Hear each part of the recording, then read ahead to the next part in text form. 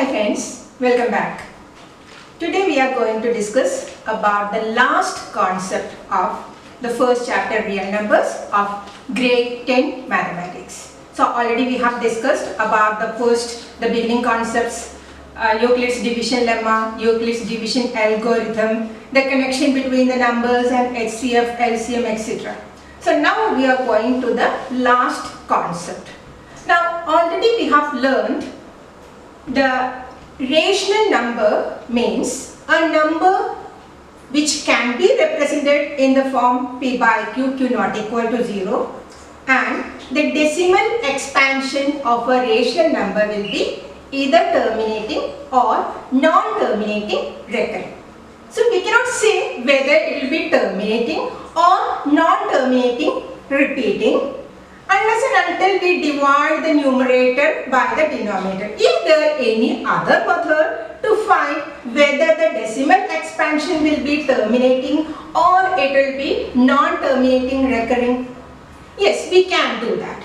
Now, we know that a rational number is of the form p by q. So, it will be a numerator and a denominator. For example, I am taking the number 4321 divided by 250.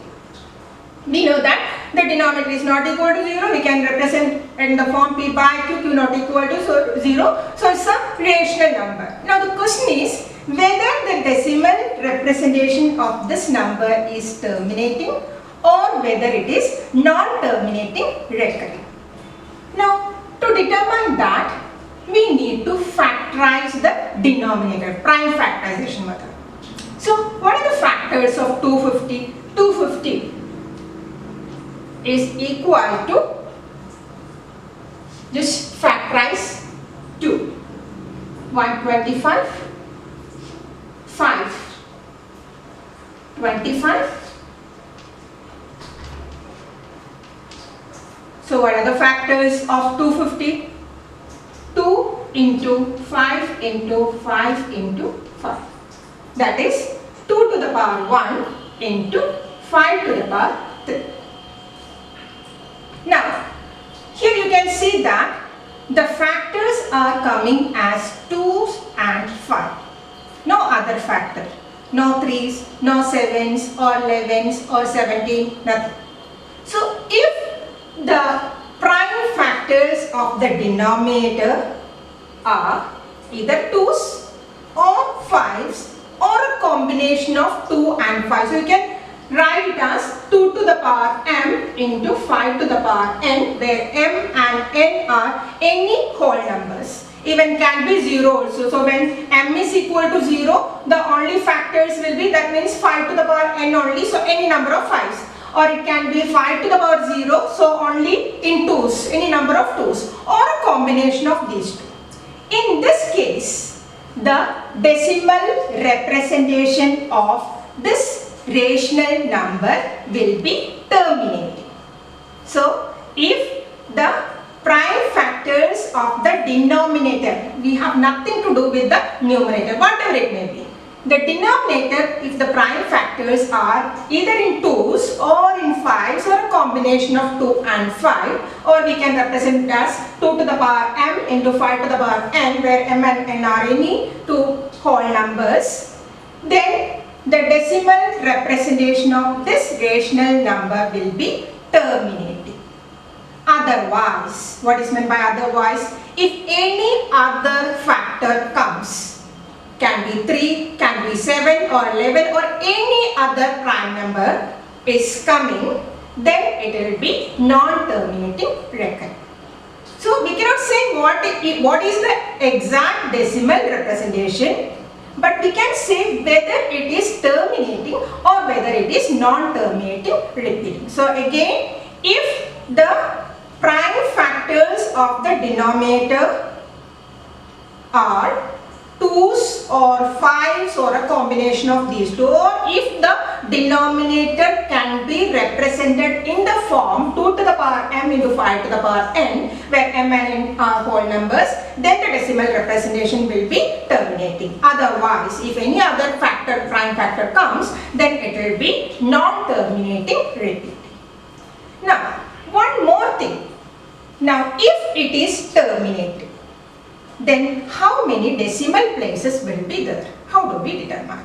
Without doing all these, without doing the actual division. We don't have to do the actual division, perform the actual division.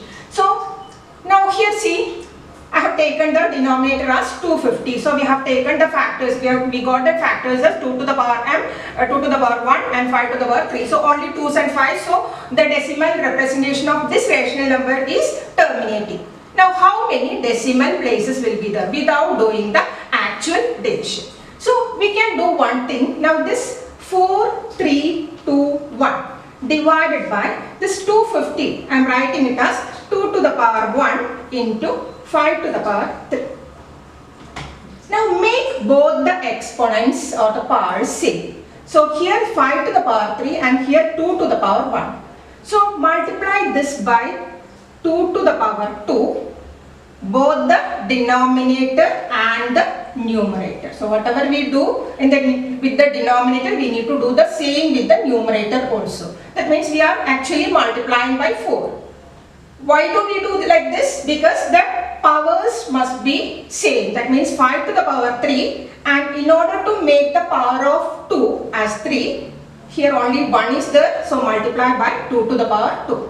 So, now the denominator will be 2 to the power 1 into 2 to the power 2. That is 2 to the power 3 into 5 to the power 3. 2 to the power 3 into 5 to the power 3. We can write it as 2 into 5, the whole to the power 3. 2 into 5, the whole to the power 3. And the numerator will be 4, 3, 2, 1 multiplied by 4.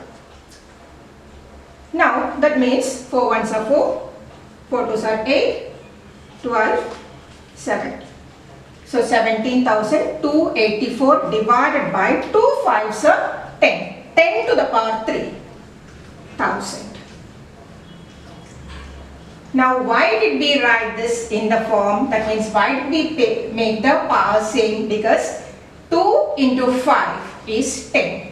And 10 to the power any number we can write in this way. So, just add zeros. And division by these numbers, whether it is 10 or 100 or 1000, we know how to divide. So, how many zeros are there? 3 zeros and 3 decimal places. So, it will be 17.284.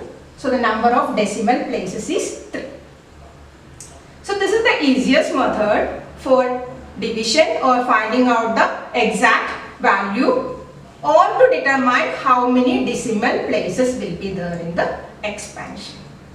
Now, along with this, another question related to this prime factorization method. That means we have the questions like this. Show that or prove that 6 to the power n never end with the digit 0. Or the value of 6 to the power n will not be a number which is ending with 0.